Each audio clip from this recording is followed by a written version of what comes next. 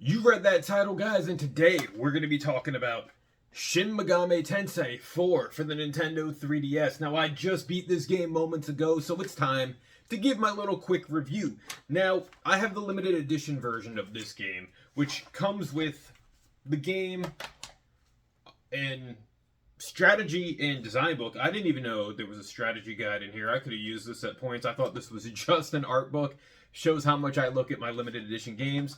And it also comes with a soundtrack. Now, I picked this game up back in early 2020, like literally right before the pandemic.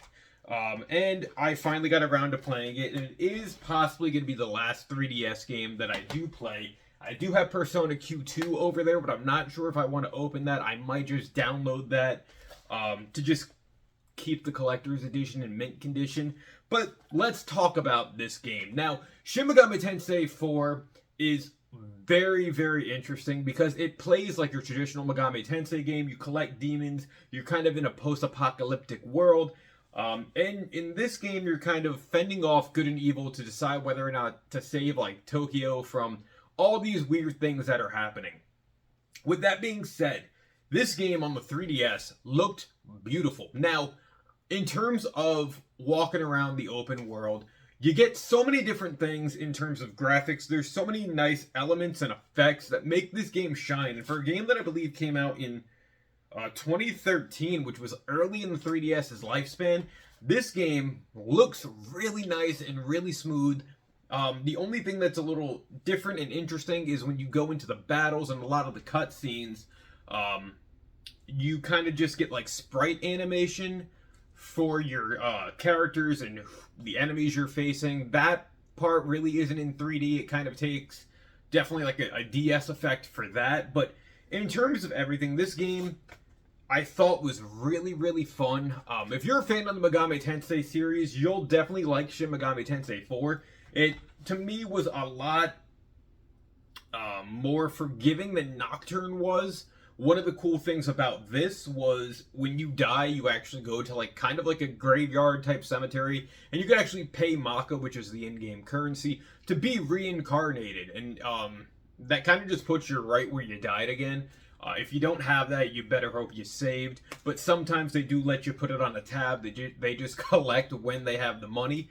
I thought this game was fun. The leveling up went really, really quick and smooth in this game compared to Nocturne, I thought, and I don't think that this game was actually too difficult. The beginning of the game actually wrecked me, and then when you start leveling up and start fusing demons and, you know, getting stronger demons, the game becomes a lot more forgiving, in my opinion.